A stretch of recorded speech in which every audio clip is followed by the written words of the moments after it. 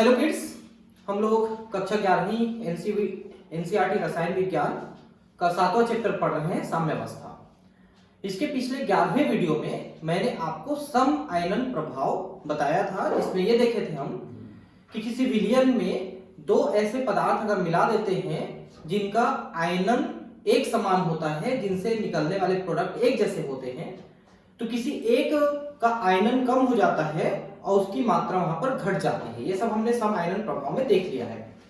अब हम आगे पढ़ रहे हैं लवणों का जल अपघटन और इनके विलयन का पीएच। देखिए, पहले आप समझिए लवण क्या चीज होते हैं, जिनको हम साल्ट कहते हैं। तो लवण का सीधा मतलब है अम्ल और क्षार जब आपस में क्रिया करते हैं तो उससे बनता है लवण।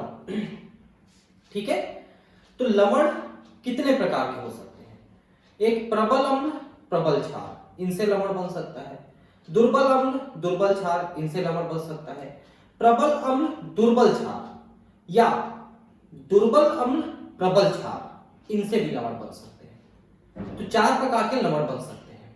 तो जितने ज्यादा प्रबल अम्ल और प्रबल क्षार क्रिया करके लवण बनाएंगे, उनका आयनन भी उतना अधिक होगा। जैसे मान लो कि सोडियम हाइड्रोक्साइड और HCl से मिला के हमने एक साल्ट बनाया, तो ये दोनों प्रबल अम्ल और प्रबल क्षार हैं। तो इनसे बना हुआ लवण को अगर हम विलयन बनाएंगे, जल में घोलेंगे, तो वो लवण पूरी तरह से आयनीकृत होगा। लेकिन दुर्बल अम्ल और दुर्बल क्षार से बना हुआ लवण पूरी तरह से आयनीकृत नहीं होता है। जैसे कि मान लो कि मैग्नीशियम हाइड्रोक्साइड और एसिटिक एसिड को मिला के हम साल्ट बनाएंगे, तो उससे बना हुआ साल्ट जो है वो पूरी तरह से आयनीकृत नहीं होगा अगर जल में डालेंगे। इन्हीं सब चीजों को अभी यहां पर समझना है।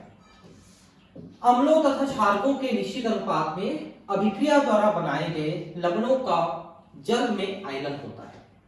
आयनन द्वारा बने धन आयन, ऋण आयन जलीय विलयन में जलयोजित होते हैं। ठीक है, तो जल योजित वैसे ही होते हैं जैसे हमने पिछले वीडियोस में देखा है कि जब साल्ट आयनीकृत होता है, जैसे सोडियम क्लोराइड आयनीकृत होता है, तो सोडियम आयन के चारों तरफ जल के अणु और क्लोराइड आयन के चारों तरफ जल के अणु संग्रहित हो जाते हैं। उसे हम जल योजन कहते हैं। इसको भी मैंने पिछले वीडियोस में बताया है आपको। यह जल से अभिक्रिया करके अपनी प्रकृति के अनुसार अम्ल या क्षार का पुनरुत्पादन करते हैं। जल तथा धन आयन अथवा ऋण आयन या दोनों से होने वाली अन्योन्य प्रक्रिया को जल अपघटन कहते हैं। तो साल्ट का जल अपघटन क्या होता है? जैसे सोडियम क्लोराइड आपने देखा, वो सोडियम आयन क्लोराइड आयन में बंट गया, तो ये उसका जल अपघटन है और साथ में उसके साथ जल योजन हो गया। इस अन्योन्य क्रिया से पीएच प्रभावित होती है। प्रबल क्षारकों द्वारा दिए गए धन आयन जैसे कि sodium ion, potassium ion, calcium ion, barium ion आदि, तथा प्रबल अम्लों द्वारा दिए गए ऋण आयन जैसे क्लोराइड, ब्रोमाइड, नाइट्रेट, है ना, क्लोरेट आदि, ये ऋण आयन है, केवल जल योजित होते हैं, जल अपघटित नहीं होते हैं। जब आप क्षार या अम्ल को पानी में डालोगे तो उनके धन आयन या ऋण आयन जो है केवल जल योजित होते हैं, उनका अपघटन नहीं होता, उनका टूटना नहीं होता है। इसलिए प्रबल अम्ल और प्रबल क्षारों से बने हुए लवण के घोल उदासीन होते हैं, यानी उनका पीएच 7 होता है। तो जो लवण होते हैं उनका पीएच 7 होता है, उनका विलयन बनाओगे तो। यद्यपि अन्य प्रकार के लवणों का जल अपघटन होता है। तो यहां पर आप ध्यान रखिए कि प्रबल अम्ल और प्रबल क्षार हमने लिया है, इनसे बने हुए लवणों का घोल उदासीन होता है। बाकी के पीएच में अंतर आएगा। कैसे अंतर आएगा वही हम आगे देखने वाले हैं।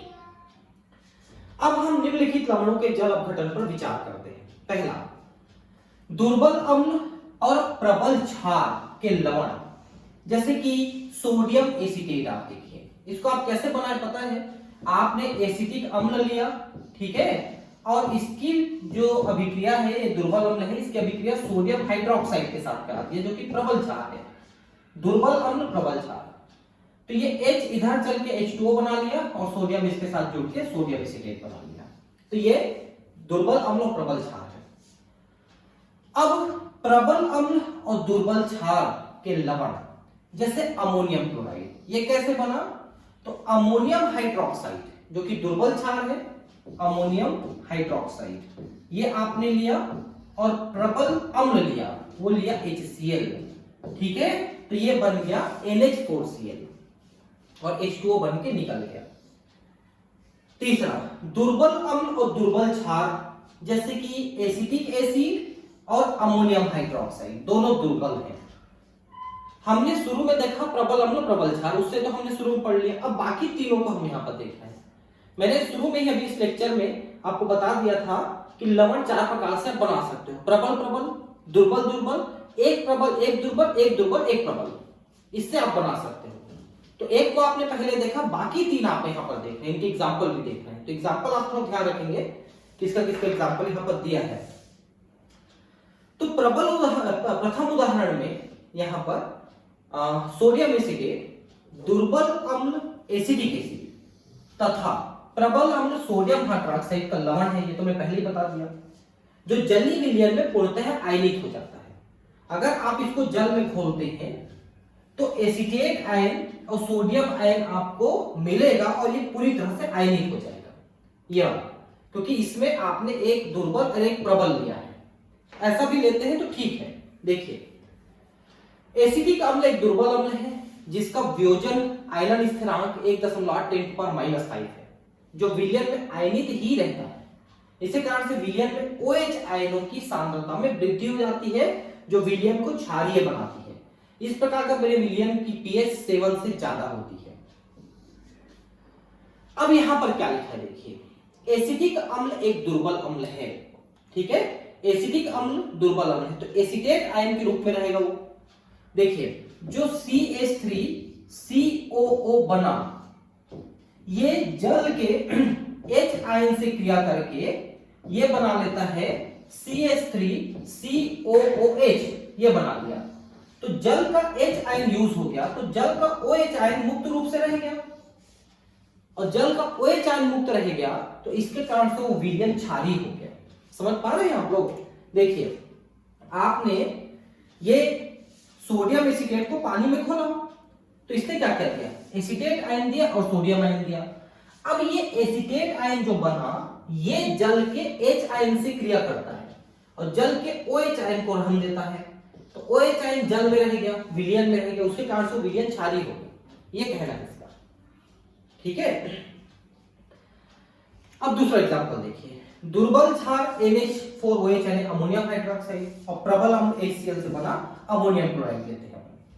इसको जब जल में घोलते हैं तो ये भी पूर्णतः आयनित हो जाता है, अमोनियम आयन में और क्लोराइड आयन में, ठीक है। अब देखिए यहां पर क्या फर्क होता है कि अमोनियम आयन जल के H2O से, मतलब H2O से क्रिया करके अमोनियम हाइड्रोक्साइड बनाता है, क्योंकि ये अमोनियम हाइड्रोक्साइड एक दुर्बल क्षार है, तो उसी रूप में रहना चाहता है।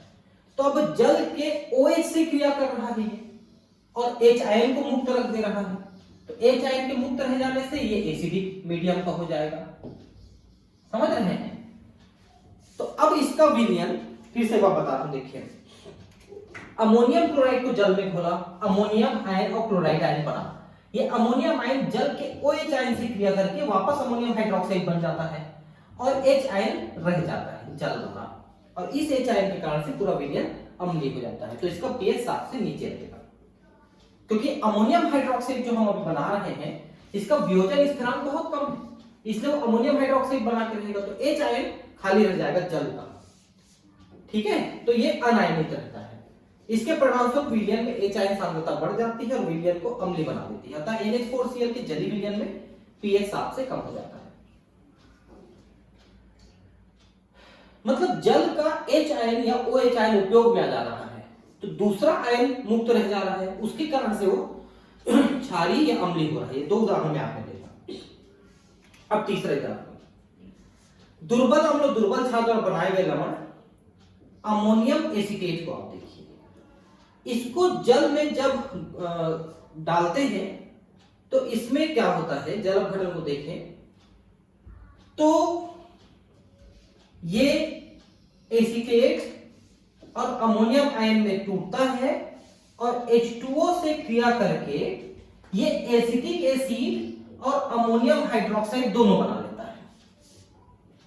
मतलब दुर्बल अम्ल भी बना लेता है, दुर्बल क्षार भी बना लेता है। मतलब H2O का H आयन भी उपयोग में आ गया और OH आयन भी उपयोग में आ गया। इसके कारण से अभी इसके पीएच में सीधे सीधे प्रभाव पड़ता हुआ नहीं दिख रहा है। H2O का दोनों यूज हो गया। पहले आपने अमोनियम हाइड्रोक्साइड अमोनियम एसीटेट को जल में घोला, तो ये एसीटेट आयन अमोनियम आयन बना और जल के H आयन और OH आयन से दोनों क्रिया कर लिए, तो दोनों यूज हो गया। ये देखिए एसिटिक एसिड और अमोनियम हाइड्रोक्साइड बन गए। अब जो एसिटिक एसिड है जो बना वो आंशिक तौर पे ही वियोजित होता है नहीं के बराबर, और अमोनियम हाइड्रोक्साइड भी आंशिक तौर पे वियोजित होता है नहीं के बराबर, और ये जो H आयन और H आयन मिले ये दोनों मिलके H2O बनाते हैं। ठीक है, तो अब इसमें आप देख सकते हैं कि विस्तार से गणना किए बिना ही कह सकते हैं कि जल अपघटन की मात्रा विलयन की सांद्रता से स्वतंत्र होती है, अतः विलयन का पीएच कितना होगा? तो विलयन का पीएच जो है 7 धन हाफ pKa माइनस pKb, मतलब यहाँ पर एसिड और बेस का कितना आयनन स्थिरांक ये देखना है हमको। तो विलयन का पीएच 7 से ज्यादा होगा यदि अंतर धनात्मक हो तथा पीएच 7 हो, पीएच 7 से कम होगा यदि अंतर ऋणात्मक हो। मतलब ये है कि ये जो अंतर है दोनों का अंतर पॉजिटिव आता है, जैसे धन 3 धन 2 धन 1, ऐसे में इसका पीएच 7 से ज्यादा हो जाएगा यहां पे जोड़ोगे तो, और अगर इसका मान ऋणात्मक हो जाएगा तो इसमें से घट जाएगा 7 से तो नीचे हो जाएगा। तो इसका पूरा मान इस बात पे निर्भर करेगा कि इन दोनों का आयनन स्थिरांक कितना है, उसके आधार पे आपका ये मान निकलेगा। एसिटिक अम्ल का pKa और अमोनियम हाइड्रोक्साइड का pKb 4.76 और 4.75 है, लगभग बराबर है। अब अमोनियम एसीटेट विलयन की पीएच की गणना करें। अभी उसी फार्मूले में आपको रखता हुआ दिखा रहा है। ये देखिए pKa और pKb का मान दिया है, उसी हमने अभी तक जो पढ़ा वही तो पढ़ रहे थे, उसी फार्मूले को दिखा रहा है। ये देखिए एसिटिक एसिड और अमोनियम हाइड्रोक्साइड उसी का एग्जांपल दिया है। तो देखिए 4.76 माइनस 4.75, तो इसका मान आया 0.1 जो कि धनात्मक है, तो 7 से ऊपर जा रहा है, देखिए 7 से ऊपर जा रहा है ये 7.005, मतलब थोड़ा सा बेसिक हुआ, लगभग न्यूट्रल ही हुआ, थोड़ा सा बेसिक हल्का सा 7 से थोड़ा सा ऊपर गया, नहीं के बराबर, इसको 7 के बराबर ही मान लिया। ठीक, अब बफर क्या होता है इसको जरा ध्यान से समझिए। बफर ऐसा विलयन है जिसका एक निश्चित पीएच होता है। वो पीएच एसिडिक हो सकता है, वो पीएच बेसिक हो सकता है, या वो पीएच न्यूट्रल हो सकता है, अम्लीय क्षारीय उदासीन तीनों हो सकते हैं। लेकिन जो भी है उसके पीएच में अंतर नहीं आता है, वो बदलता नहीं है यदि उसमें बहुत थोड़ा सा एसिड या बहुत थोड़ा सा क्षार अम्ल या क्षार मिला दे। भाई मान लो आप किसी विलयन में अगर अम्ल मिलाते हो तो उसके विलयन का पीएच नीचे जाना चाहिए, क्षार मिलाते हो तो पीएच को ऊपर जाना चाहिए। लेकिन बफर की विशेषता है कि थोड़े बहुत एसिड या थोड़े बहुत उसमें क्षार मिला देने से, बेस मिला देने से उसके पीएच में अंतर नहीं आता। वो उसके हाइड्रोजन आयन या हाइड्रोक्सिल आयन को एडजस्ट कर लेता है अपने अंदर, जिससे अपने पीएच में बदलाव को नहीं होने देता है। हमारा रक्त जो है एक प्रकार का बफर विलयन है। तो बफर विलयन का यह मतलब नहीं कि उसका पीएच 0 होता है या उसका पीएच 7 होता है, ऐसा नहीं है। पीएच कुछ भी हो सकता है शुरू में, चाहे वो एसिडिक 7 से नीचे हो या न्यूट्रल हो 7 या 7 से ऊपर हो, कुछ भी हो सकता है, लेकिन उसका पीएच फिक्स रहेगा, उसमें आप बदलाव नहीं कर पाओगे जल्दी से। अभी आप अगर 1 लीटर आपने विलयन लिया है उसमें 2 लीटर एसिड मिला दोगे, आधा लीटर एसिड मिला दोगे, तब तो परिवर्तन होगा ना। हम एकदम थोड़े से की बात कर रहे हैं, कुछ बूंदे हम मिलाते हैं, उसमें फिर वो बदलाव नहीं होने देगा, उसको एडजस्ट कर लेता है अपने अंदर। उसी को हमको समझना है। शरीर में उपस्थित कई तरल हैं, रक्त है, मूत्र है, के निश्चित पीएच होते हैं। ठीक है। रक्त का पीएच होता है 7.4 और मूत्र का पीएच होता है 6.8। ठीक है, मतलब थोड़ा सा बेसिक और थोड़ा सा इसी। इनके पीएच में हुआ परिवर्तन शरीर के ठीक से काम न करने का सूचक है। मतलब शरीर में कोई बीमारी है तो ब्लड का या यूरिन का पीएच बदलेगा। मेल फंक्शन का मतलब है सही कार्य नहीं करना। ठीक है, कई रासायनिक एवं जैविक अभिक्रियाओं में भी पीएच का नियंत्रण बहुत महत्वपूर्ण होता है। हमारे शरीर में तीनों प्रकार के पीएच वाले भाग हैं, आपको बता दें। बहुत ज्यादा एसिडिक पीएच वाला भाग हमारा अमाशय है। हमारे अमाशय में 1.5, 2, 2.5 का पीएच होता है, इतना ज्यादा एसिडिक है। बहुत ज्यादा क्षारीय पीएच हमारे छोटी आंत में है। छोटी आंत का पीएच 8.5 से 9.5 के बीच रहता है, तो बहुत ज्यादा बेसिक है वो, क्षारीय। और बाकी जो शरीर की कोशिकाएं हैं, सेल्स हैं, उनका पीएच 7 के आसपास रहता है, मतलब वो न्यूट्रल के आसपास में। ब्लड हमारा बेसिक पीएच है 7.4, यूरिन थोड़ा सा एसिडिक है, आपने देखा 6.8। हमारा जो सेलाइवा है, लार, वो भी 6.8 के आसपास है। ठीक है, कई औषधि एवं प्रसाधनीय संरूपणों, कॉस्मेटिक फार्मुलेशन, देखिए ये कॉस्मेटिक है, कॉस्मेटिक, ये थोड़ा स्पेलिंग गलत शब्द है। कॉस्मेटिक क्या होते हैं? प्रसाधन, सौंदर्य प्रसाधन। ठीक है, को किसी विशेष पीएच पर रखा जाता है एवं शरीर में प्रविष्ट कराया जाता है। तो जितने भी दवाइयां वगैरह हैं या हमारे जो प्रसाधन सामग्री है, उनका पीएच फिक्स रहता है। ऐसे विलयन जिनका पीएच तनु करने अथवा अम्ल या क्षारक की थोड़ी सी मात्रा मिलाने के बाद भी अपरिवर्तित रहता है, बफर विलयन कहलाता है।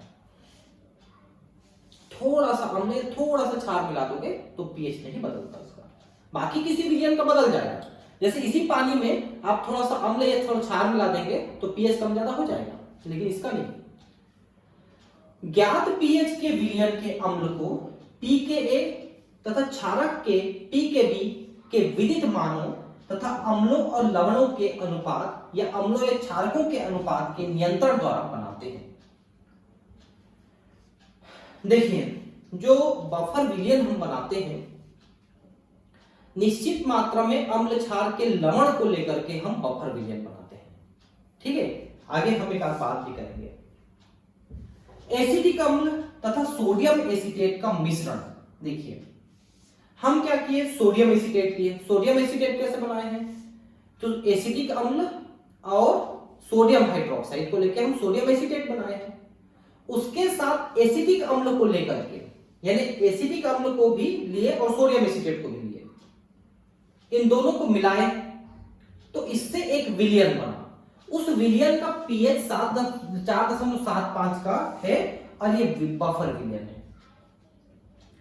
मतलब आपने एक दुर्बल अम्ल लिया और एक लवण लिया, दोनों को मिलाया तो बफर पीएच बना अम्लीय माध्यम का। देखिए ध्यान से। इसी तरह से अमोनियम क्लोराइड और अमोनियम हाइड्रोक्साइड, मतलब एक लवण लिया और एक क्षार लिया, दोनों का जब आपने बनाया बफर, तो आप देखिए कि क्षारीय बफर बना 9.25 का। मैंने आपको बताया बफर का मतलब वो अम्लीय भी हो सकता है, क्षारीय भी हो सकता है, पीएच में कोई दिक्कत नहीं। तो आपने दुर्बल अम्ल और लवण लिया तो अम्लीय बफर बना, दुर्बल क्षार और लवण लिया तो क्षारीय बफर बना। बफर विलयनों के बारे में उच्च कक्षाओं में हम और अधिक पढ़ेंगे, ये लिखा है। तो यहां पर ज्यादा बफर के बारे में नहीं दिया है, थोड़ा सा और यहां पर बफर विलयन बनाने के बारे में दिया हुआ है। pKa, pKb और साम्य स्थिरांक का ज्ञान हमें ज्ञात पीएच का बफर विलयन बनाने में सहायता करता है। आइए देखें कि हम यह कैसे कर सकते हैं। तो एसिड का, बेस का pKa, pKb, साम्य स्थिरांक उनके कितने हैं, इन सब चीजों को हमको मालूम होना चाहिए। तो अम्लीय बफर हम कैसे बना रहे हैं? तो हमने एक दुर्बल अम्ल को लिया और उसका एक लवण लिया, दोनों को मिलाया तो अम्लीय बफर बना। आपने देखा ना, एसिडिक एसिड लिया और सोडियम एसीटेट लिया, उन दोनों को मिलाया तो सोडियम एसीटेट तो लवण है ना, और एसिटिक अम्ल दुर्बल अम्ल है, दोनों को मिलाया तो अम्लीय बफर बना। अम्लीय पीएच का बफर बनाने के लिए, मतलब जिसका पीएच 7 से नीचे है, हम दुर्बल अम्ल और इसके द्वारा प्रबल क्षार के साथ बनाए जाने वाले लवण का उपयोग करते हैं। अब क्या लिखा है, हमने सबसे पहले एक दुर्बल अम्ल लिया, एसिटिक अम्ल, प्लस एक प्रबल क्षार लिया, इन दोनों को मिला के हमने इसका लवण बनाया, CH3COONA, सोडियम एसीटेट बनाया। ठीक, हम इस सोडियम एसीटेट को लेते हैं और साथ में इस दुर्बल अम्ल को लेते हैं। पहले इन दोनों को मिला के हमने लवण बनाया, फिर उस लवण को लेकर के उसमें एसिटिक अम्ल को और डाल दिया हमने बाहर से। ठीक है, ऐसा किया हमने, उसी को लिखा है कि दुर्बल अम्ल और प्रबल क्षार को मिलाकर बनाए गए लवण के साथ इस दुर्बल अम्ल को मिलाए, ऐसा कहना है। मतलब उस लवण को लिए और उसके ऊपर ये अम्ल और मिलाए। हम पीएच दुर्बल अम्ल के साम्य स्थिरांक के भी और दुर्बल अम्ल और इसके संयुग्मिक क्षारक की सांद्रताओं के अनुपात में संबंध स्थापित करने वाला समीकरण स्थापित करते हैं। एक समान स्थिति में यह दुर्बल अम्ल HA जल में आयनीकृत होता है। दुर्बल अम्ल जैसे एसिटिक अम्ल आयनीकृत हुआ जल में, तो थोड़ा सा हाइड्रोजन आयन जो भी दिया वो पानी के साथ मिलकर हाइड्रोनियम आयन और ये ए आयन बनाया। ठीक है, मतलब निगेटिव आयन बनाया। अब इसका pKa जो Ka है वो कैसे निकालेंगे, तो इसका ये प्रोडक्ट है डिवाइडेड बाय ये लेंगे, क्योंकि ये इसका तो मान स्थिर रहता है, इसको 1 ले लेते हैं अपन। फिर हम इसको इधर इसको इधर इसको उधर करके हमने ये फार्मूला निकाल लिया। ठीक है, दोनों ओर का लघुगणक लेते हैं। तो दोनों ओर के लघुगणक लेने से हमको pKa मिलेगा, जैसे pH मिलता है वैसे pKa मिलेगा, बराबर pH माइनस log AiNHA, ये लिया हमने। तो इन सब का हमने लघुगणक लिया, हम इसको इधर ले आए हैं और इसको उधर ले गए। ठीक है,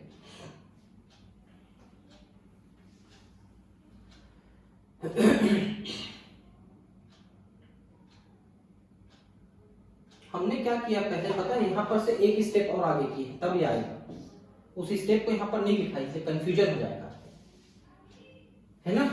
हमने क्या किया है कि ये ए को हमने इधर ले गए, ठीक, HA को इधर ले गए नीचे में, तो ये KA बना, इसका लघुगणक लिए तो pKa बना, ये pKa, ये H आयन है तो pH हुआ, और ये माइनस लॉग A ऊपर गया HA नीचे गया। ये एक स्टेप और आगे किया है, KA की वैल्यू निकाला है, इसमें से निकाला है, आप ये कह सकते हैं। ठीक है, अब pH निकालना है आपको, तो फिर से इनको उठापटक करिए आप, तो ये फार्मूला आएगा। अब इतना सब तो कर लेते हैं आप, इसको इधर लाए, इसको लाए, प्लस माइनस किए, जैसे ये पूरा माइनस में है तो इसको इधर ले जाएंगे तो प्लस हो जाएगा, इसमें ले जाएंगे तो प्लस हो जाएगा, सीरीज। ठीक है, अब pH का मतलब है pKa प्लस लॉग संयुग्मिक क्षारक A माइनस और अम्ल है HA, यही ना मतलब हुआ इसका, ये संयुग्मिक क्षारक है और ये अम्ल है, दुर्बल अम्ल। तो समीकरण 7.39 और 7.40 हमको मिला, दो, मतलब यही फार्मूला है मेन, तो यही फार्मूला है।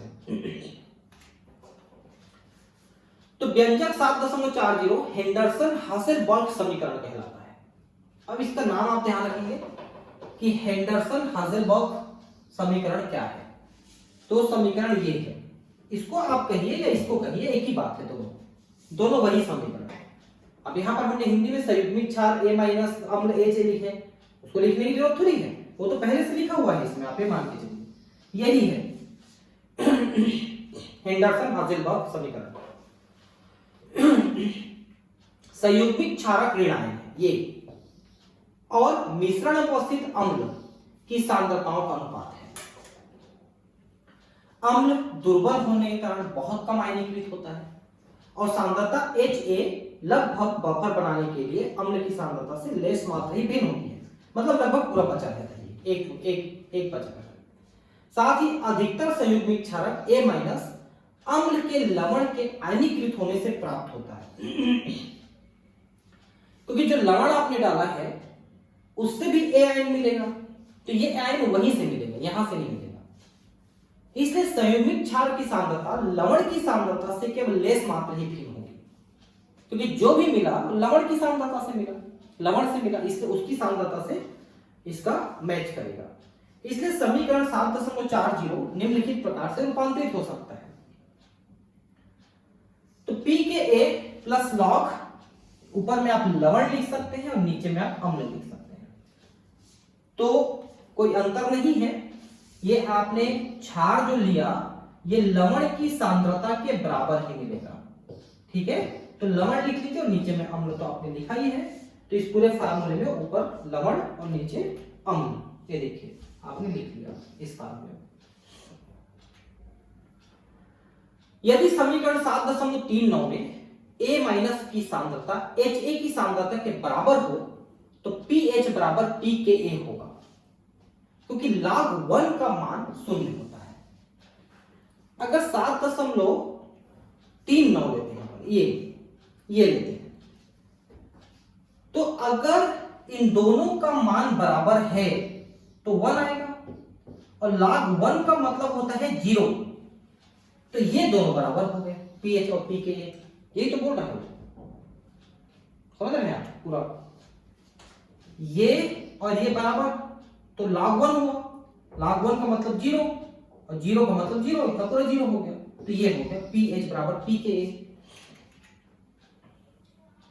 इसलिए यदि हम अम्ल और लवण यानी कि संयुग्मिक क्षार की मोलर सांद्रता बराबर लें तो बफर का pH अम्ल के pKa के बराबर होगा।